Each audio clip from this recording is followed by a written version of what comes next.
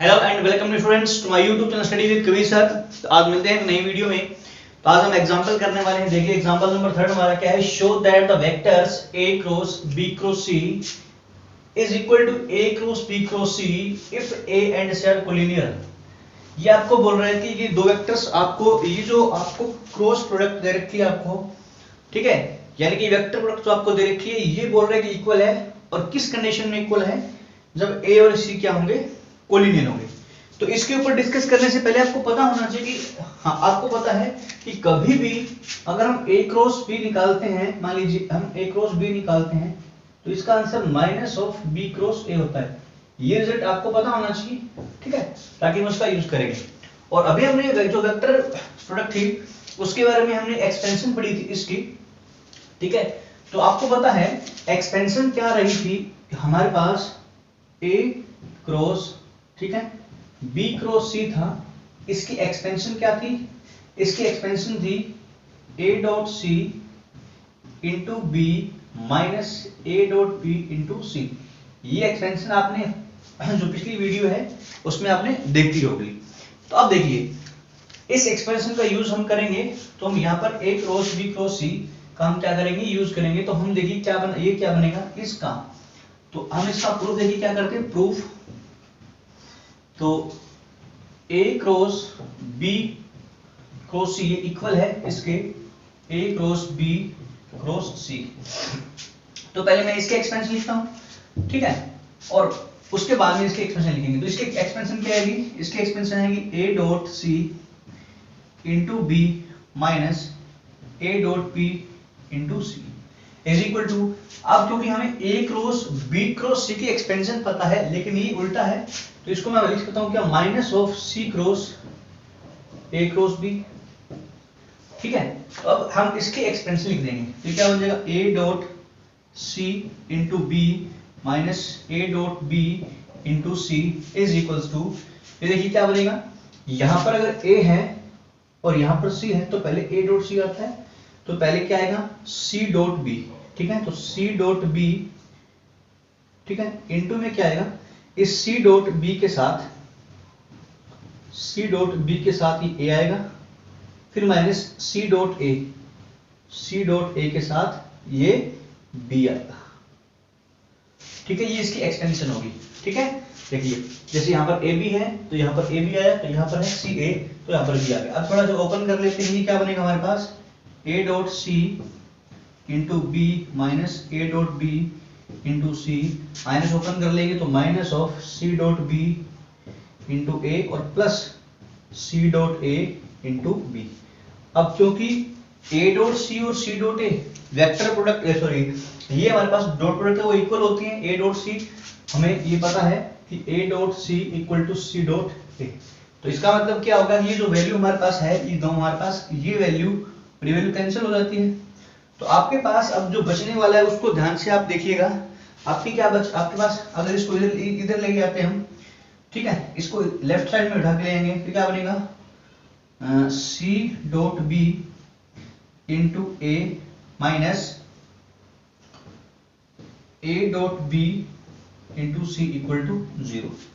यही मिलेगा ना, c dot b into a minus a dot b into c। अब इसको मैं एक काम कर लेता हूँ, थोड़ा सा चेंज कर लेते हैं यहाँ पर। इसको चेंज क्यों करते हैं, इसको मैं लिख सकता हूँ क्या, b dot c into a minus b dot a into c equal to 0। यहाँ से कोई फर्क नहीं पड़ेगा। अब अगर ध्यान से देखिए, क्योंकि हम इसको ऐसा हमने इसलिए किया है कि जब हमारे पास ये a डॉट c था तो ये a यहाँ था और c यहाँ था। अब हमारे पास क्या है, b डॉट c है, तो इसका मतलब क्या आएगा, यहाँ पर जो वैल्यू, ये जो वैल्यू आने वाली है तो ये बेसिकली क्या होगी, यहाँ पर हम क्या लिखेंगे, यहाँ पर लिखेंगे हम b डॉट c को, ठीक है। तो इसको मैं जो है इसको मैं लिख सकता हूँ क्या, इसको लिख सकता हूँ मैं c क्रॉस a, ठीक है। तो बेसिकली यह जो वैल्यू है b dot c into a minus में b dot a into c, इसको हम बेसिकली लिख सकते हैं क्या, c क्रॉस a, ठीक है, डॉट b इक्वल टू 0, ठीक है, c डॉट a। क्योंकि देखो यहाँ पर जब a और b यहाँ पर है, यहाँ पर, तो ये a और b यहाँ पर है, ऐसे दिख रहा होगा आपको। अब यहाँ पर क्या है, बी है और ए है, ठीक है। तो क्रॉस प्रोडक्ट है यहाँ पर, सॉरी ये क्रॉस है यहाँ पर, तो इसको हम इंटरचेंज भी कर सकते हैं। तो इसका मतलब देखिए अगर इन दोनों की क्रॉस प्रोडक्ट, या हम ऐसे इसको हम किसी प्रकार से देख सकते हैं, उसमें कोई डाउट नहीं आएगा। ऐसा इसलिए है कि अगर आपको यहां तक, तो अब हमारे पास क्या बचेगा, देखिए जब इसको इधर शिफ्ट कर देंगे तो ये बचेगा, ठीक है। अब अगर हम ऐसा देखें कि यहाँ पर हम इसको ऐसे देखिए, यहाँ पर ए है और आप इसको सिर्फ इतना ही देख रहे हैं, यहाँ पर ए है, अंदर सी और बी है, ठीक है। यहाँ पर बाहर सी है, अंदर क्या है, ए और बी है। तो सिंपल सी बात है, इसकी जो वैल्यू होगी, अगर हमारे पास, हम इसको ध्यान से देखें तो अगर मैं इस चीज का देखते हैं, अगर ए क्रॉस बी क्रॉस सी होता है तो पहले आता है ए और बी, यहाँ आता है ए और सी, ठीक है। फिर माइनस में क्या आता है, ए और बी आते हैं, पहले दोनों ये वैल्यू आती है और उसके बाद में ये दोनों वैल्यू आती है। तो इसका मतलब है यहाँ पर अगर मैं इसके हिसाब से देखूं तो पहले दोनों अगर ये वैल्यू आ रही है, मतलब सी और बी पहले आ रहा है, ठीक है, या फिर ए और बी पहले आ रहा है, किसी को हम देख सकते हैं। यानी कि अगर मैं इसमें से माइनस कॉमन निकाल लूं, अगर मैं माइनस कॉमन निकाल लूंगा तो देखिए क्या बनेगा, माइनस कॉमन निकालने पर ये बनेगा A dot B into C minus B dot C into A equal to 0। अगर माइनस कॉमन निकालूंगा, अब यहाँ पर देखिए सी है और यहाँ पर क्या है, ए है, ठीक है। यहाँ पर सी है और यहाँ पर क्या है, ए है। तो ये हमारे पास क्या बनेगा, B cross C cross A equals to 0, यही बनेगा ना। अगर यहाँ सी है और यहाँ ए है तो सी क्रॉस ए यहाँ आना चाहिए और बाहर क्या आएगा, बी आएगा। सिंपल सी बात, जो यहाँ पर है वो यहाँ पर है, देखो जो यहाँ पर था, जो अंदर था वो बाहर आ रहा है। इसी तरीके से हम इसको हम बोल सकते हैं, तो सी क्रॉस ए आएगा।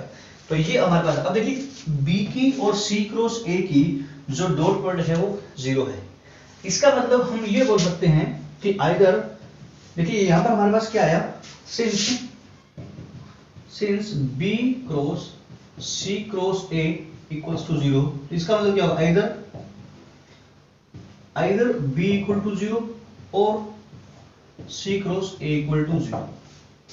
या तो बी 0 होना चाहिए, दोनों की क्रॉस प्रोडक्ट अगर 0 है तो या तो बी 0 होगा या फिर सी क्रॉस ए 0 होगा, क्योंकि दो वेक्टर की क्रॉस प्रोडक्ट अगर 0 है, दोनों वेक्टर्स या तो दोनों की वैल्यू 0 होगी आइदर, या फिर वो क्या होते हैं, वो होते हैं कोलिनियर। इसका मतलब क्या होगा कि ये जो सी क्रॉस ए अगर 0 है, अब आपको पता है कि 3 वेक्टर है यहाँ पर, या तो बी 0 होगा, बी 0 होने से पूरी चीज 0 रहेगी।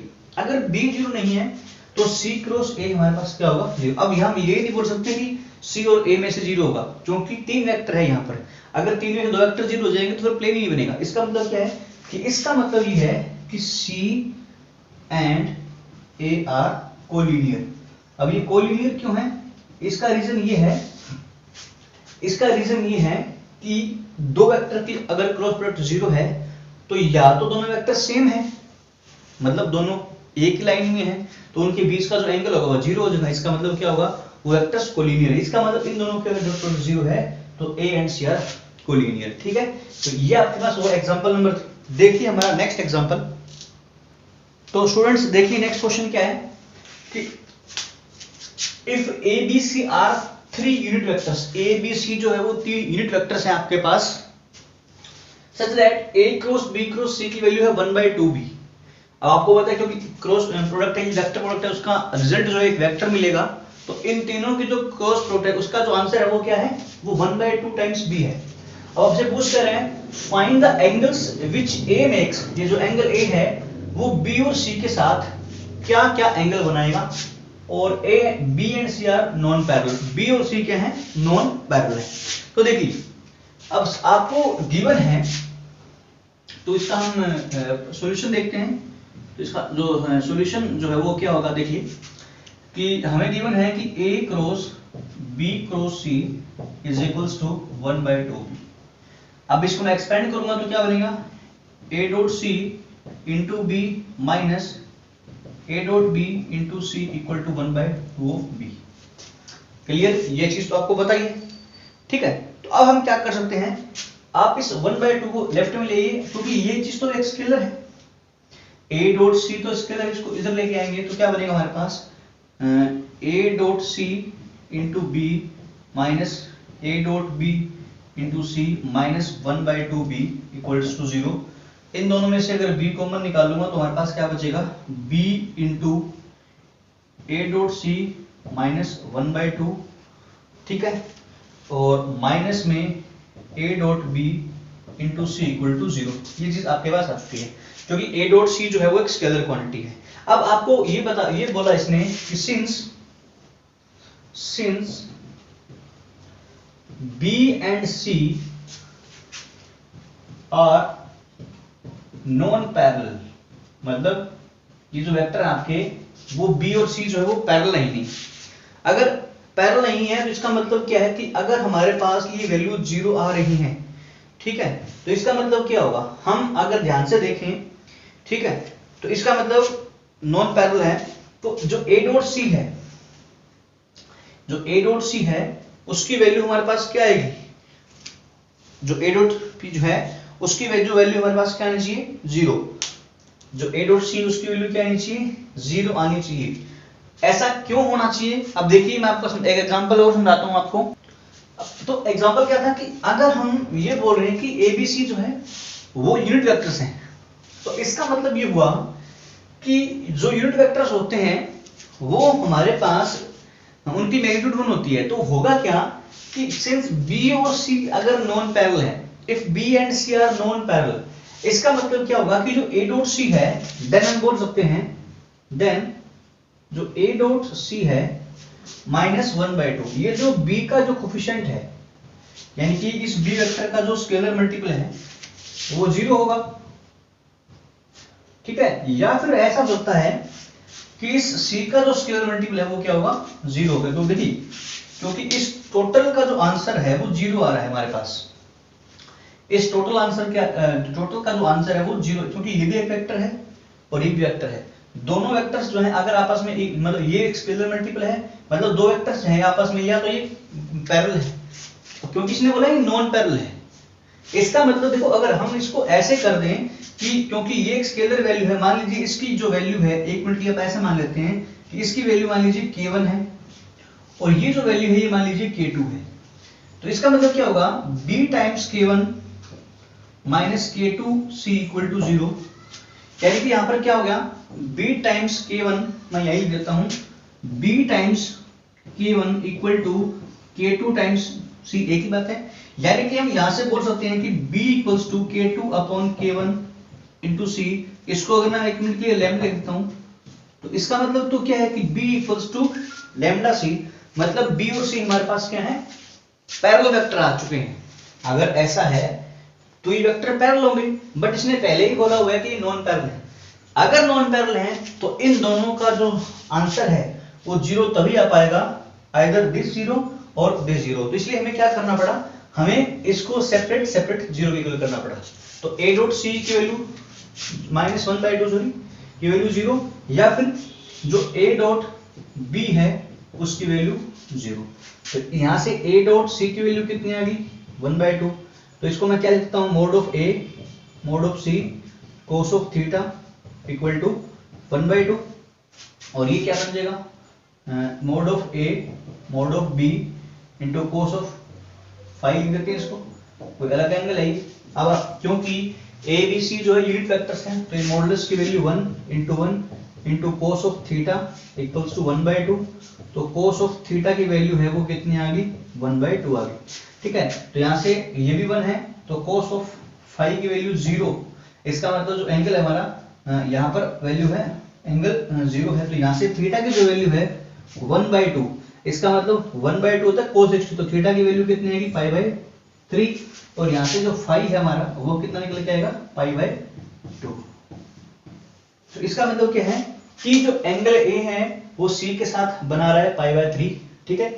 A जो है वो B के साथ कितना, C के साथ बना रहा है π/3 और B के साथ बना रहा है π/2। यही इसने पूछा था कि आपको क्या करना है, एंगल्स फाइंड करने हैं। तो देखिए देखो हमने क्या किया, सबसे पहले एक बार थोड़ा सा इसको समझ लेते हैं कि हमें ये गिवन था और बताना था कि A जो है वो B और C के साथ क्या एंगल बनाएगा और B और C नॉन पैरेलल है। तो हमने क्या कहा कि चलो ये हमारे पास मान लीजिए इसकी इक्वल दे रखा है, तो इसकी एक्सपेंशन फॉर्म हमने लिख दी यहाँ पर 1/2 इधर लेके तो ये वैल्यू बची। अब मैंने क्या बोला कि भाई अगर ये दोनों का जो डिफरेंस है वो 0 के बराबर है। तो इसका मतलब क्या है कि मान लीजिए अगर ये k1 है अंदर, क्योंकि स्केलर क्वांटिटी है और ये भी स्केलर है, तो ये bk1 माइनस k2c हो गया, यानी कि यहाँ पर जो b है वो लैम्डा c, यानी कि b और c यहाँ पर क्या आ गए, पैरेलल वेक्टर्स आ गए।